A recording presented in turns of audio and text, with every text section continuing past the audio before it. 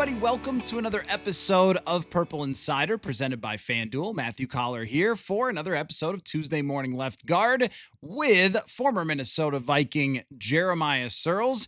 And I've heard, Jeremiah, that, and this is just maybe from some sources close to you, Mm, that you actually have brandished a crown yes. yourself. Mhm, You have gone mhm, into blacksmithing and you yes. made a crown, and your plan is to drive up here from Nebraska to Mhm. Minnesota and place it on JJ McCarthy's head to Yep, officially crown. 100%. Yeah, and then when he has a bad game, I'm gonna come up there with the machete and Yeah. take it off of him, right? Because that's just the game in which we play now, which is let's crown and kill in a matter of a week by week basis on how we feel about JJ McCarthy.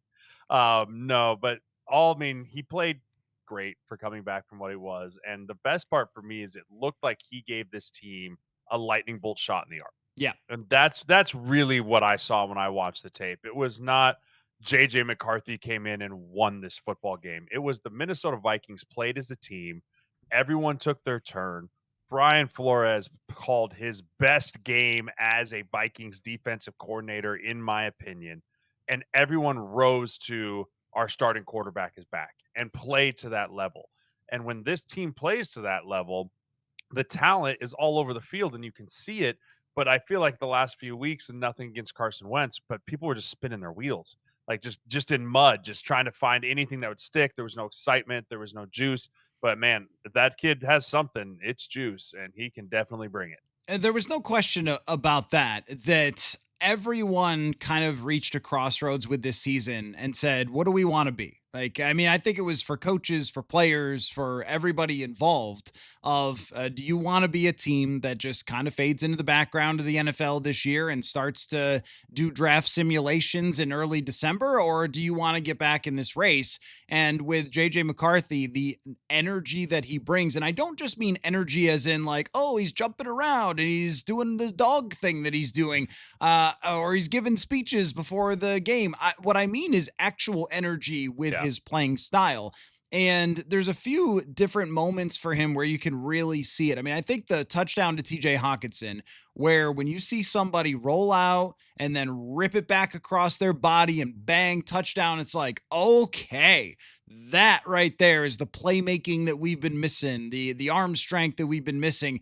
And I would also say that when things got really hairy in the middle of the game and he did make some mistakes, it didn't melt him, just like in Chicago. And he was making plays and he was scrambling and he's doing everything he can. He did take some sacks, but it felt like at any given moment, there was a big play about to pop. It never felt like it was just a stuck in the mud offense and it wasn't going anywhere. And that does come back to him because there's always an exciting play around the corner with him where he can Mhm. throw 3, 4 times inaccurately and then throw that ball to Jordan Addison that he had on the deep out route where it's kind of the levels thing. And, you know, it's just like, whoa, okay, like that's it. And that's what I take away from this. If we're trying to do a big thing, it's a bigger picture. It's not crowning JJ McCarthy. For me, it's just all the bones of what we expect to see from him were there in this football game. It also was the second highest amount of runs called that Kevin O'Connell's had this year, right? So I think that plays a factor into what. Let's not all put it on JJ McCarthy. Let's get Aaron Jones back involved. Let's get Jordan Mason back involved. Let's get our outside zone and then our changeup of our downhill duo play with 12 personnel and Josh Oliver and putting extra tight ends in. Like it just seemed like KOC called a very good game plan for JJ McCarthy. And he was able to execute, and there was definitely some things in there where you're like, okay, rookie mistakes, right? Like that, those are going to come and those are going to go. But there was enough positives to point away that you can go, okay, it looks like there's more positives here than the oh my gosh, rookie mistakes pieces. It's just going to be a matter of I'm pretty sure we're going to ride that wave every single week. It's going to be a feast or famine type of thing with him until he settles into a true rhythm of understanding how to manage the game from start to finish and do that piece there, because whenever you as a fan and as a player feel like that big play's on the horizon, it can press and it can press, and then all of a sudden that big play, I mean, if that DB doesn't tug on Jefferson there across the middle, that's a big interception that he throws.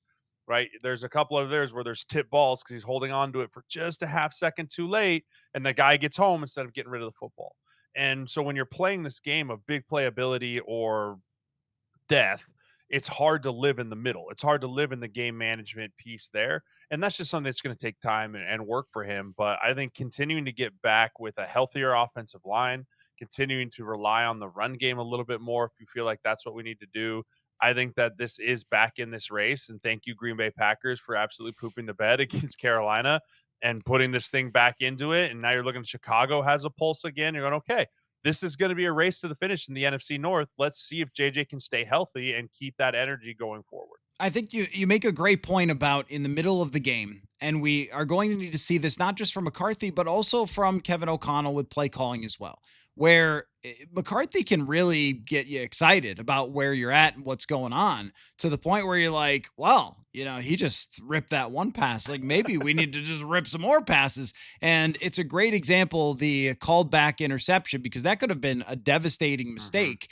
And he didn't know that No. flag had been called. So what he did there was he tried to do something heroic when you need to do something simple. And O'Connell on Monday mentioned this as kind of like one of those, messages to JJ McCarthy that there is a play where Addison is going deep, where Jefferson looks open and he checks it down to Aaron Jones. And his message is, that's cool, dude. Like Yeah. that's good. It's all right. Like let Jordan Addison get his steps in. That's all right. Like maybe we had a 40-yard play there, but if you get a 9-yard play, that is a plus. In the NFL, the average yards per play is like 4.7 or something like that.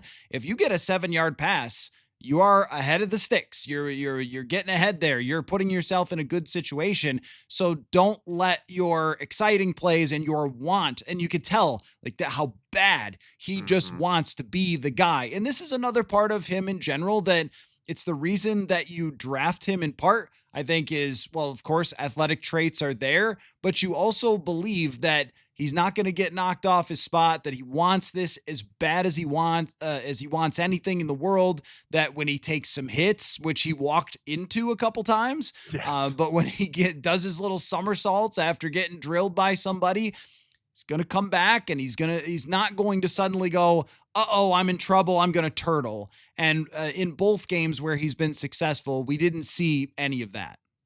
Yeah, and I mean it's so funny because we're talking about a 3 game sample size, right? And it's we're trying to paint a full picture, right? I mean, we have the black and white colors in our paint palette right now, and they're like, "Draw me a Picasso, man. Let's see what you got." And we're sitting here going, "I don't know what I necessarily have. I have this small sample size, and I want to project, and I want to think it's going to be this, and I want to think it's going to be that."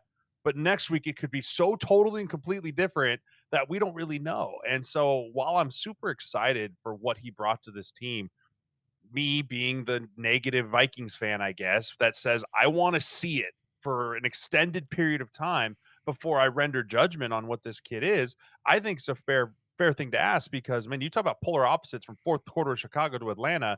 Everyone's going head scratcher. What are we doing? Sure, he might have had the ankle sprain and fought through it. But man, this week against the Ravens, whole different test, right? You went on the road, you got the pregame jitters at your back. Okay, well, guess what? You just put a whole week of game plan tape out of what this offense looks like with JJ McCarthy.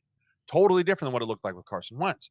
So now the Ravens have that tape to go off of, and they're going to go back and look at the Chicago tape. And now, can you adapt and adjust within the week? Kevin O'Connell, JJ McCarthy, offensive line, and say, okay, this is what we have to do this week, right? Because that's part of what's playing quarterback in the NFL makes it so difficult versus college, right? When you're in college and you're the guy, it's hey, what we're worried about us. We'll do what we do and see if they can stop it. In the NFL, it's very much a week by week thing of, hey, Mhm. we got to change this. We got to now do this. We got to do this. And that just takes time and growth. And that's where JJ is going to have to continue to grow as being the starting quarterback and then take that time and growth on the practice field in the meeting room and convert it to points and completions on Sundays. Well, where you can really help him a lot is in plays that are easy button, which I thought that Kevin O'Connell had a few of those. And Yeah. I would say Screens. there were no, that was a handoff. That's come on Oh. NFL. Like that's a if you're McCarthy, you're like, my yards per attempt should have been maybe like at least a yard or two higher. If it's just a 31-yard swing pass as opposed to a 31-yard run. And Aaron Jones is like, that looks good for me. Rushing. That was a pass, but that play in particular was a great example of how Kevin O'Connell can understand defenses extremely well, where they're going to be, where they're going to be helping with Justin Jefferson. And on that play, that swing pass that got Jones wide open, the safety is all the way on the other side of the field. And all you need is that box safety to bite a little bit. And then you're just in open space. And they got that with the fake handoff to Jordan Mason. And my thing would be, don't be afraid to go back to obviously not that same exact look and that same play, or maybe you run out of it instead the next time, but go back to plays like that throughout the game, not just, hey, this is our early strategy and we've got these kind of played up, or, dialed up, but more of that, because I felt like in the middle of the game, that's when it started to get more into, hey, it's JJ, it's shotgun, it's empty, or it's Jordan Mason trying to block someone's helmet. I guess he was so high on one of those blocks. It was like, nope, that's not how that's done. But Jack Campbell is really good. So, Oof. yeah, he deserves credit as well. But the Yes. point just being that don't get so excited for him as the play caller either about how JJ's playing that you just start saying, you know what, actually, remember, we did all this stuff with Sam Darnold last year. Why don't you just do that? Like, don't go away from get the ball in the hands of your playmakers in simple ways. 100%. I mean, I couldn't agree more. And I thought that there was so many good play calls in this game, friendly quarterback play calls in this game that had both options down the field if it was there, and then a really good check down because when you have Addison and Jefferson, those safeties have to make decisions of bail and make sure they don't go over the head or stay underneath and take away the short stuff and trust our edges on the corners piece. And as the more I look at it, I'm going, man, this is great for a young quarterback because it's, hey, if that safety wants to come over and take Hawk on the hook curl, now you're one on one with Jefferson. Give the kid a shot, right? Give Jefferson a shot one on one. That's not a 50-50 ball with a guy like 18. That's more like a 70-30 ball with that guy. And so you have those moments there. But what I really liked was running the football behind Darisaw and Donovan Jackson this week. I thought those two guys played really well next to each other. They're just continuing to get better and better as a group goes there. And talk about taking pressure off of JJ, man. If you can run the football, it makes life so much easier because as a quarterback, 2nd and 6 is a lot more fun than 2nd and 10. Yep. No, that's absolutely true. And I think that it also shows you that when things start to roll offensively, it has momentum to it. And we'll talk about this Mhm. with the defense too. That if you want to talk about where momentum is real or not real, well, when you get going and then all of a sudden you can run the ball, then everything starts to come together. And this was some of their best running. Although again, yards per attempt is a little wonky when you change it by 31. Yeah. But they did run, I think, more effectively than they have. And part of it because you're getting ahead in the football game. But let's talk about the offensive line. I texted Yes. you about this. In this game, thought it was the best test for Donovan Jackson. You're playing Elaine McNeil, great player. DJ Reader, great player. A defense that's gotten more creative with its blitzing, as JJ McCarthy found out. And there's a few plays, one in particular. So people will remember the long pass to Addison that went for 30 yards early in the game, where he's kind of rolling to his left, where Donovan Jackson takes Elaine McNeil completely out of the play, and then they stunt because he kind of takes him that way, and then they sort of stunt. And then he picks that up too and gives JJ that entire left side to throw the ball. I think Donovan Jackson had a breakout game and kind of a arrived type of game on Sunday. I agree. It was probably the best. I know he played really well against Chicago in that first game of the year, but this is his second best game of the year, if not his best game overall, with just ability to get into a feel and not look like he's surviving out there, but being a contributor at the left guard position, which is not it's easy to be a detriment. It's really hard to be a difference maker.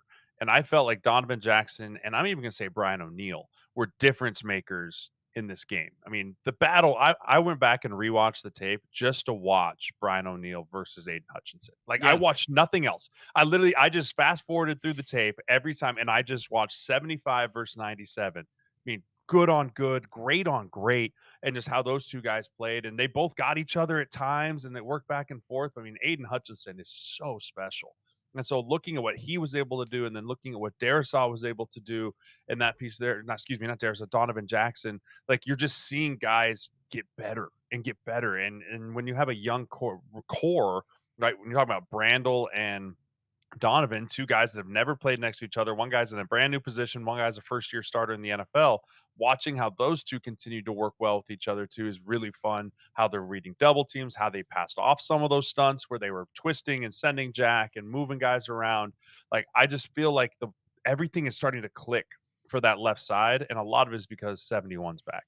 Right. When 71's back, you can do a lot more things inside because you're like, you got it, buddy, good luck. And then you just forget that he's there for the rest of the game. It's been pretty fun to watch when he's back and playing what the interior two on that left side can do. Between the two of them, two quarterback pressures in the entire game. And if you're going to play that way, you're going to have plenty of time to throw. You're going to feel really, really good about your team. And there is a reason why offensive tackles are paid $30+ million a year, because if the guy is that good, and that's why, look, the Atlanta game, I think when you have shortcomings, and McCarthy will in the future, there will be shortcomings. There will be matchups that you're not getting on the offensive line, or somebody's out, or, Brandel played, I thought, really well in this game, but against Philadelphia, they attacked him all day with Jalen Carter, and that was a mismatch that they were going to lose. You do have to make sure that you don't make catastrophic mistakes when that happens. And for as good as Brian O'Neill battled Aiden Hutchinson, he still ends up with 7 pressures in the game because he's as good as anybody. And to not have big mistakes come out of those pressures, I thought was very important for McCarthy in the offense, because they've honestly, as silly as it sounds, they've gotten good punting this year. And in this game, the punting was huge. Like, okay, a drive failed, punted away, pin a team all the way back. Teams are not prepared these days to drive 95 yards anymore, since they're used to getting the ball at the 40-yard line. So, like, make Jared Goff drive all that way. That's okay. But a fumble there, an interception there, like stuff like that, that's where I thought he did an extremely good job of not making those mistakes. And then I think with McCarthy, the one thing that you really wanted to see that we took for granted, I think, just like, oh, well, he's a great athlete, so yeah, he should run in and like beat Alex Anzalone one-on-one in space, and that's what he should do.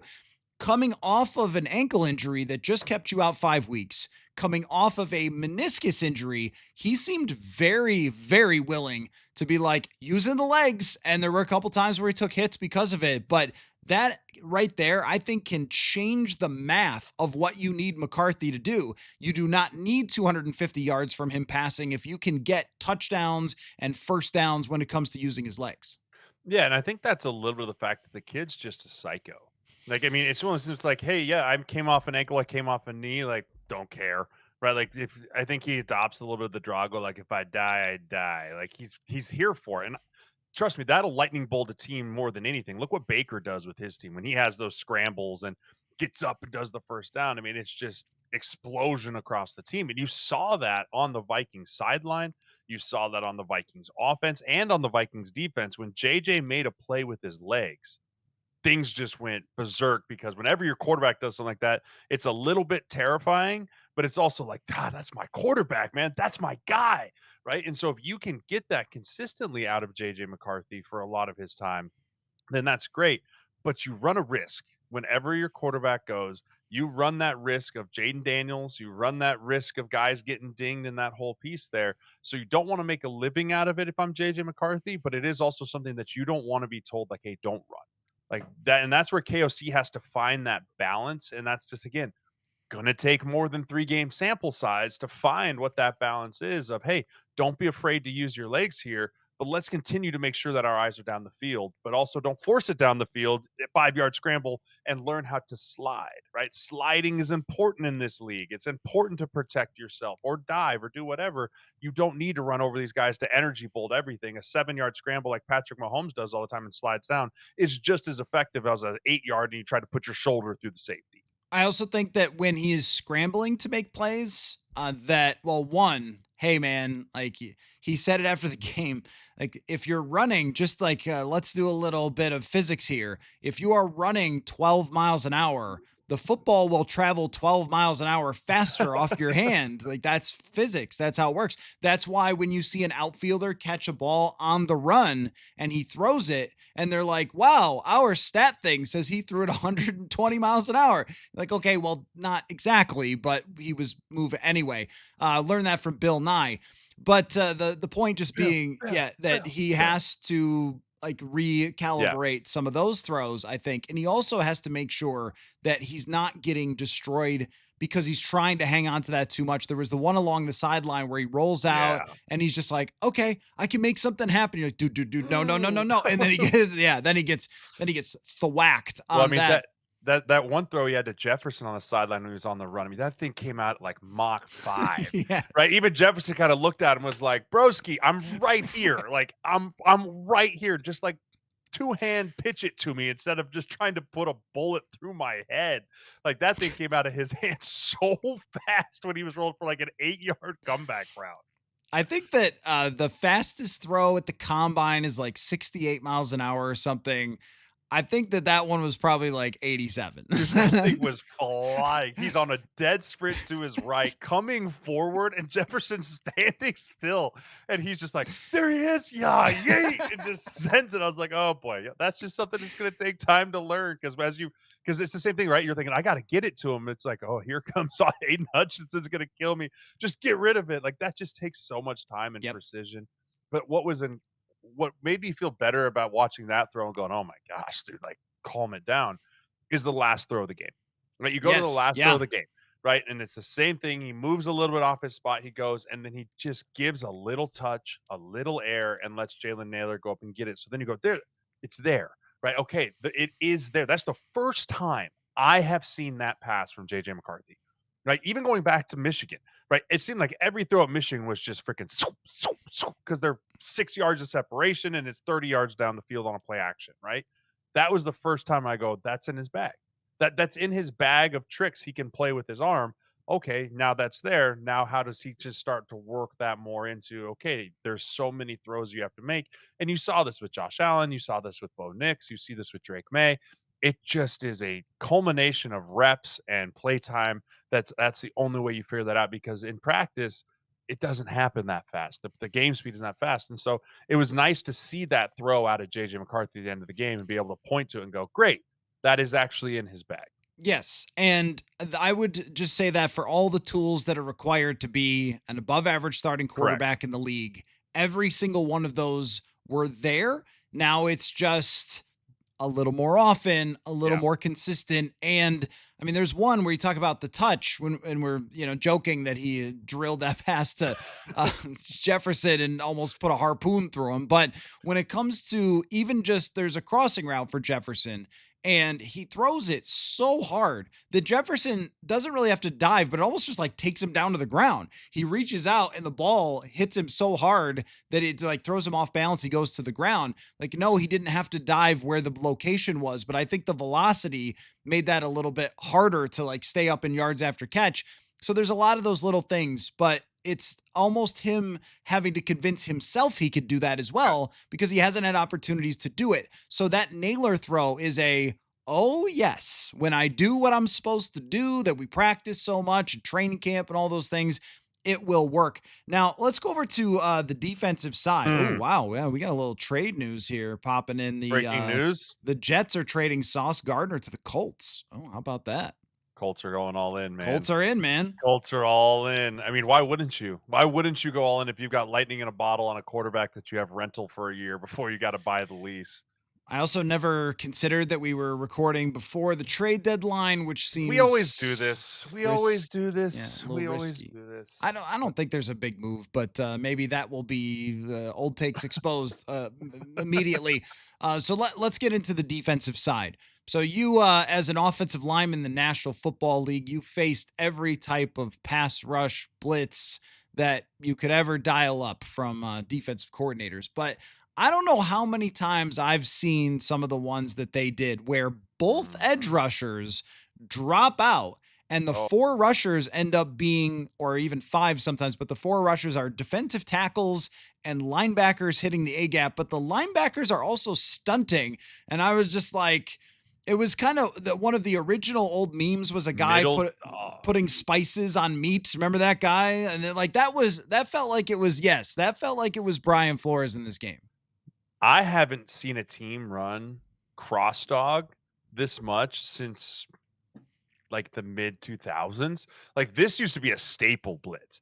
Like this used to be, hey, this team is a gap middle dog cross. This is an A gap push. Like it is just one of those things that doesn't really happen as much anymore because you do now have D tackles looping to be edge rushers, right? You can put it in the middle there. But Brian Flores went, all right, Jameer Gibbs, crazy athlete. Let's beat him up in pass protection. Right. Hey, Eric Wilson, I don't really care if you get a sack, but when you blitz and Jameer Gibbs is in front of you, hit him as hard as physically possible. Because when I went back and watched that film, Eric Wilson was more about beating up on Jameer Gibbs than anything else. Like it was a free 6 yard run, untouched, one on one with Jameer Gibbs too many times for this game. And then they started doing that. And so that what happened? Jameer starts throwing shoulders, right? Because he's getting run over. He throws shoulders, he throws shoulders. And then all of a sudden he comes to throw shoulders. And now that linebacker's picking the center and the guy's wrapping around. And if you don't use your hands in pass protection, you can't pass anything off. And so what he did, and I think he ran it, I went back and counted. Hold on, where's my notes? I think he ran it 4 times in the first 2 series. Like he ran this middle dog cross thing the first 4 times, first 2 series, which completely threw Jared Goff off his game, which threw the timing of everything off. And then they come back out and they try and adjust to, okay, we're going to run these screen game. They're going to be super aggressive in the middle. They're going to try and get these screens. And then all of a sudden they weren't doing it anymore. And so kudos to Brian Flores.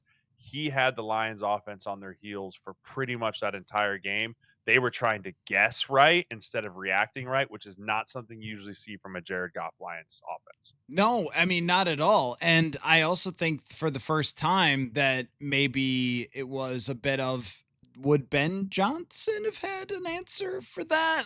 You have to wonder because now changing offensive coordinators has not been a huge issue for them to this point.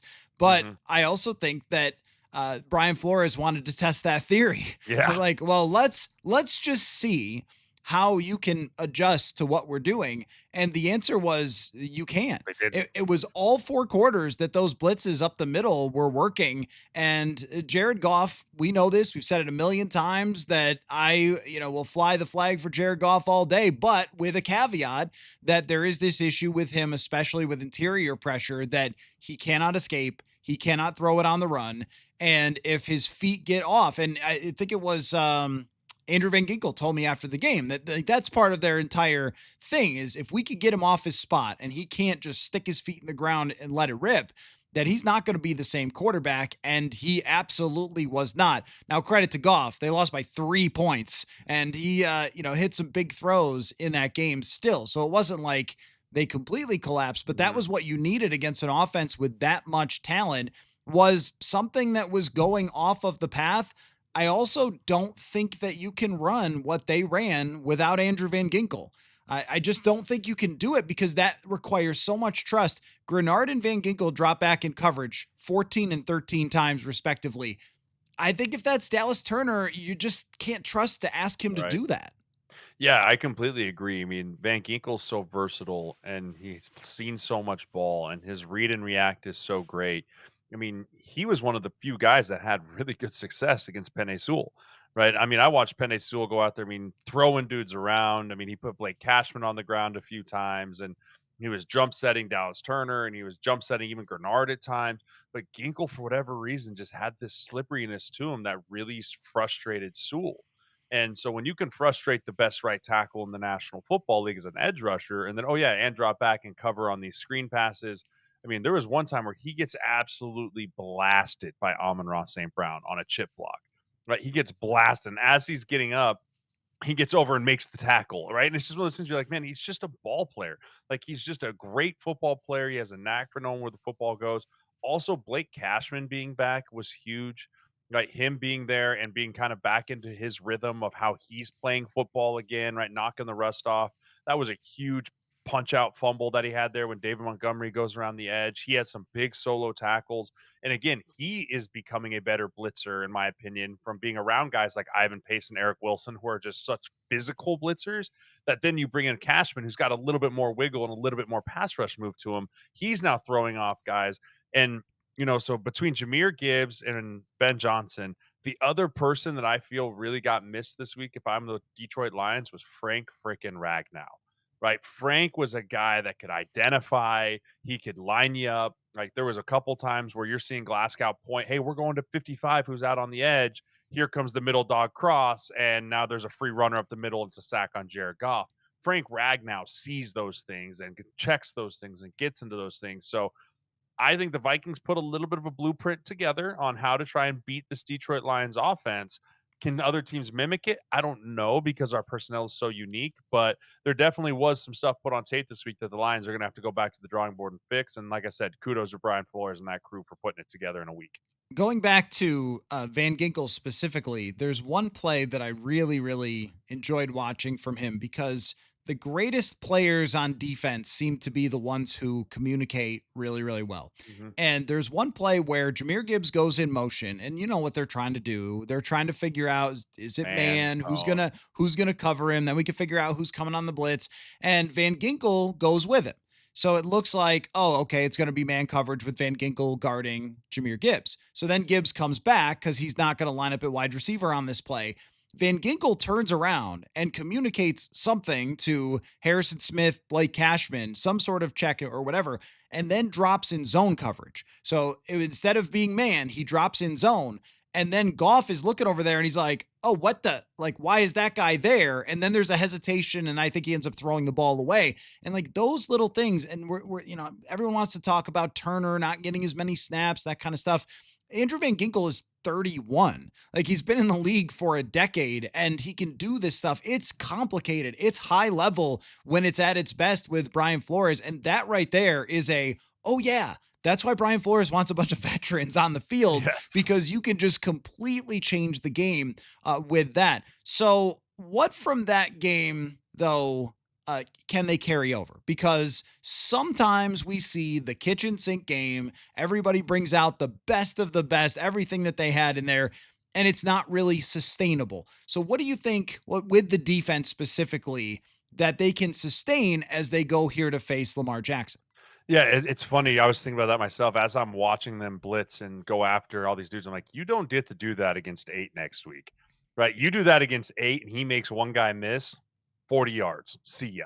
Right. It's a totally different game plan when you play against guys like Lamar Jackson, where Van Ginkel's saying, hey, we got to get this guy off his spot. When you're playing Lamar, you're going, keep him in the pocket, right? Keep him right there and squeeze him, right? You want to squeeze the pocket against those guys. You don't want to try and, hey, inside move, take the rusher, and then you give Lamar the edge. I think that's something that it's going to be really interesting to see the game plan wise that, hey, maybe Dallas Turner with his athleticism, we're going to blitz and we're going to come after Lamar. You spy him, right? I think that it's going to be a kind of a completely different game plan that you see from this Vikings defense. What I do think you'll see a lot more of continued from this last week is the run blitzes, right? The run blitzes on first and second down because King Henry hasn't had the greatest year, right? He's not who he was, but he's still King Henry and he's still big and he can still rumble if you let him get through the line of scrimmage untouched. I felt like with what they did this week, they got guys off double teams, right? When you send run blitzes and you send guys through the A gap or you're bringing guys off the edge, it requires the offensive lineman to get off those double teams quicker and get on a linebacker, which then allows the D lineman to hopefully get an edge and not get pushed as far back. So I think the run blitzes early in the downs are going to continue to be a thing that this Vikings defense does to try and stifle the run early so we can get to these exotic third down pressures and the things that we like to do from a Brian Flores perspective. Um, but I think it's going to continue to be that we have to continue to play good coverage on the outside because yes, we lost this game by a few, but man, there was some big time drops by Jameson Williams where if he catches it, he might run into the end zone. There was some few miscues on the line side from from a receiver standpoint that had some questions. We're going, oh, secondary. that's still not great. Like, that's still got some issues to it, and that's where I feel like Lamar Jackson and crew might try and expose next week. And Theo Jackson's health is a bit up in the air here. He was placed in concussion protocol, Mm. and they played Fabian Morrow 24 snaps in this game. And he's a guy that I thought did a terrific job in this game, but not someone who you want on the field too much. So does that mean maybe Jay Ward, or what's going to happen there is worth watching as well, because Lamar Jackson these days can stand in there and just sling it all day if he wants to, if he has open receivers. And this game definitely left you with those same concerns that you would have had in previous weeks. Now, I think Harrison Smith is clicking, which is a big deal for them. But tackling in the secondary has been a huge issue. And if you can't tackle against a team that can get yards after catch, that can get it to their tight end, get those guys moving, like it could be problematic. And Jackson, if you throw him off schematically and you get a free rusher, that might turn into 50 yards for him. So I think coverage is going to be a thing that just throughout the rest of the season, we're going to probably be walking out of games going, that needed to be better. Oh, there was a big play. You almost just might have to, unless they make a huge move in the next number of hours here after we record, very possible.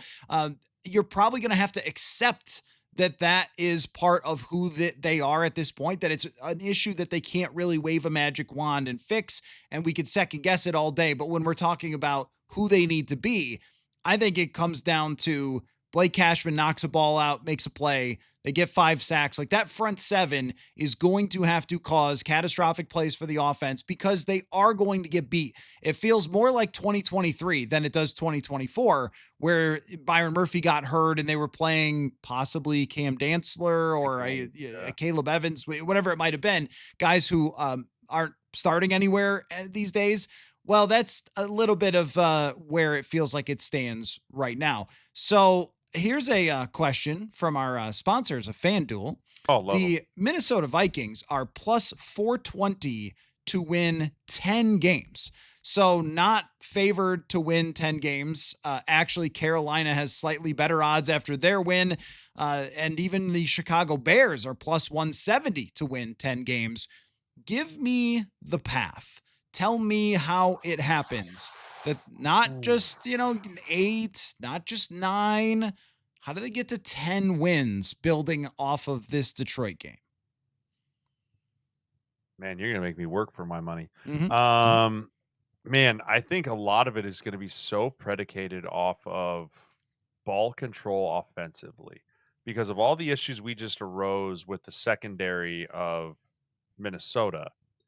If you want to keep the offense on the field, it's going to be about time of possession. I think that's kind of an unwritten thing that not a lot of people talk about until the Niners and the Texans game where it's like 44 minutes. What is that? Right? I don't think that's where we're going to be, but we can't flip a switch and have this offense where if JJ's having a tough day, where we have a 24-minute time of possession type of football game and we're leaving that defense out there a long time and they're getting tired or they're getting pushed on. So I think controlling time of possession and trying to keep that as even as possible, if not on the plus side of the Vikings, is going to be important if we get to 10 wins. Grenard is going to have to start having more sacks and not almost sacks. He's great. He's unbelievable. He's right there every single time. But getting some more of those guys on the ground from his perspective of just finishing the quarterback. I mean, he had Jared Goff dead to rights on one this week, and he just kind of escaped through it. Like those type of game-changing plays from a guy like Grenard are going to have to start showing up on a more week-to-week basis. And then the last thing is just going to be controlling the turnovers. I think if we can continue to not turn the football over and take the ball away like we did this week a couple times against Detroit, that's how you get to 10 wins is you win time of possession, you win turnover margin, and then you overcome some of your shortcomings on defense by controlling the clock on the football on the offensive side. I'm going to get very specific here for mine. It is the opening 15 plays of every game. Yep, that's what I think it is.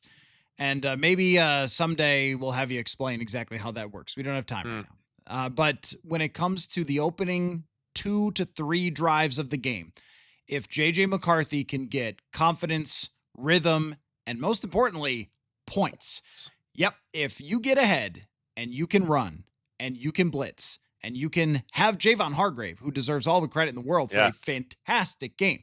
played But great. it's an absolute fact that Javon Hargrave playing down 14 points, trying to get in there and stuff two gaps is just not going to work. So if they can get ahead early in games and play with the lead, and I would even maybe offer up accepting the ball first at times to just try to get ahead, even if you're up 3-0, 10-3, whatever it might be. That is going to be the most important of the game, because I think if you're asking McCarthy to play from behind, if you're asking the defense to play from behind, that it's probably not going to work the way you want it to. Let's do love to see it, hate to see it. I'm going to throw it out there. Old quarterbacks, Jacoby Brissett, Joe Flacco, these ancient men standing in the pocket. Can they move? No. Is it going as fast as it used to be? No. Do the hits hurt way more than they did when you were 20? Yes.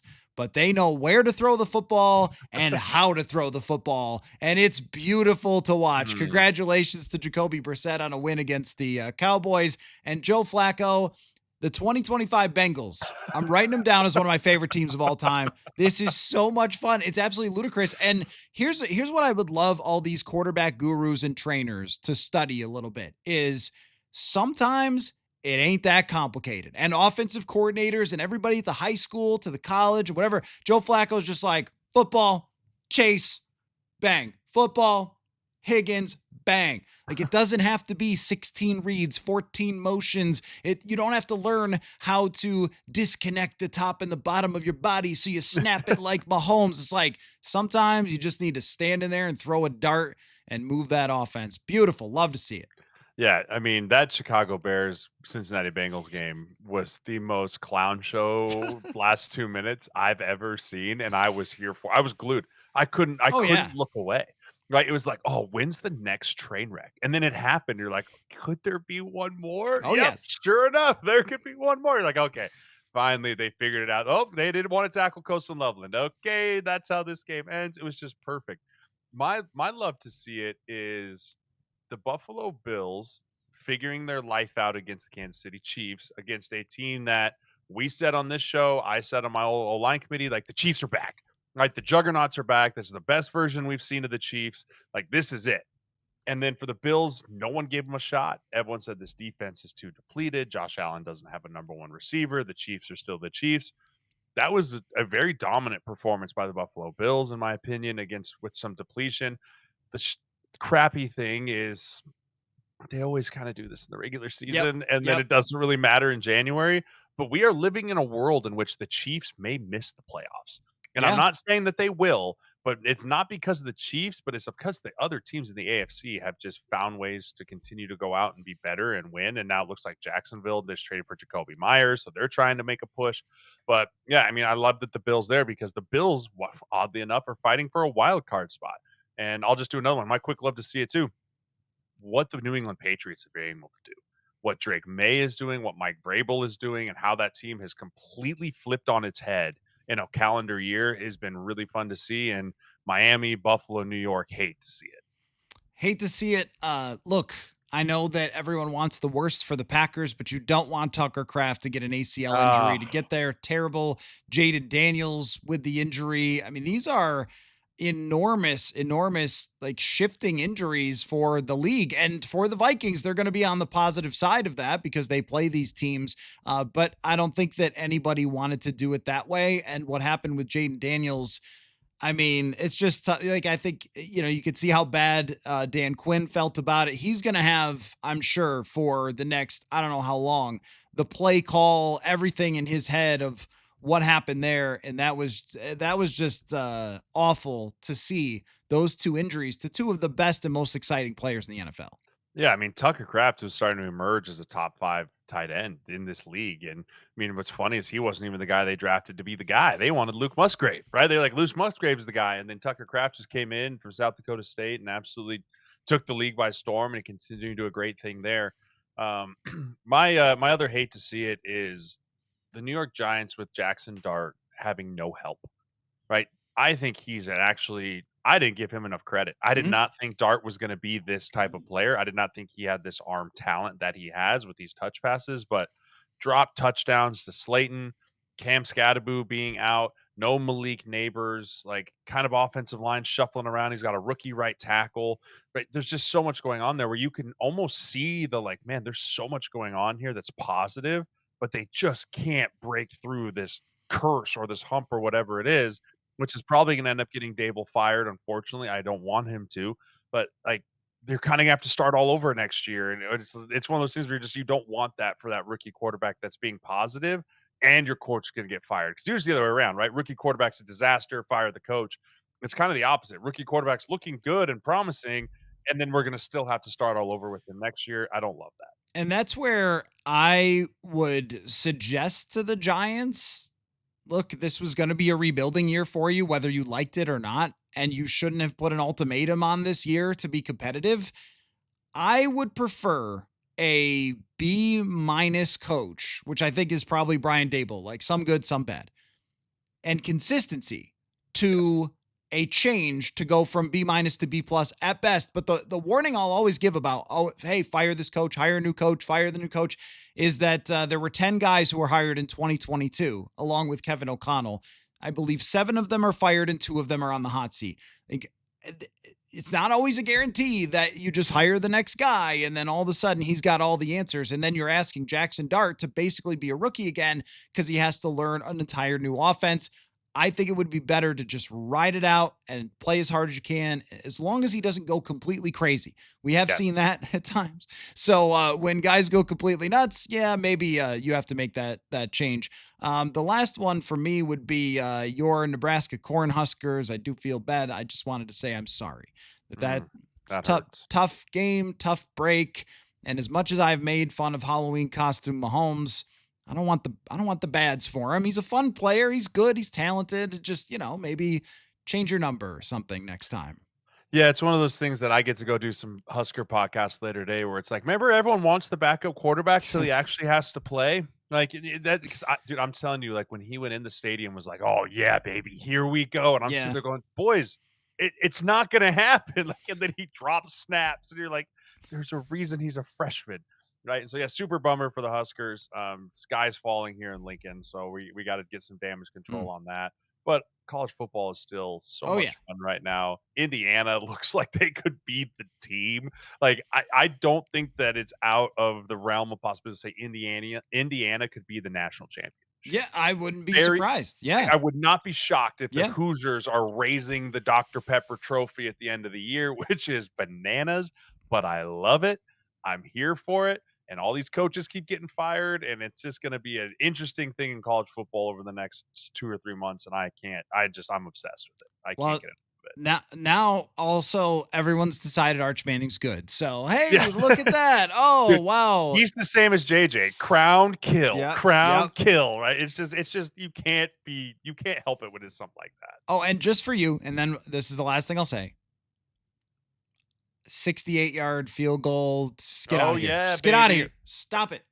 These your these kickers, favorite. these kickers get a normal football and can't even make it from Hit 55. 55. Whose idea was the K ball? It's It's ludicrous. It's made it's become football one of my silly. favorite things to text you when a It's long the field goal worst. happens. I Like, hate I'm it. watching red zone and I'm like, "Oh, 61-yarder caller. Bang! Through the roof." Like, but it is interesting to hear, like, that McPherson and even with the Will Riker, it's like all of a sudden they get so used to kicking these soccer balls, and then they're like, "Oh, I have to kick a real ball," and it's like, "Ah, short, 53 yards. You came up a little short." So, I don't know who asked for this. I don't think it is, but I hope the NFL just gets away from it. I was hoping Brandon Aubrey was gonna make that 68-yarder last night so Cam Little could be like, "Gosh damn it, can I have something good for, like, more than 4 hours?" I did see that he got tested after the game for Yes. steroid usage. Test your footballs, Random man. It's the random football. testing. Anyway, all right, great stuff as always. Vikings Ravens will be back Mm, Tuesday morning left guard next week. Thank you very much, Jeremiah. absolutely. Football. Football.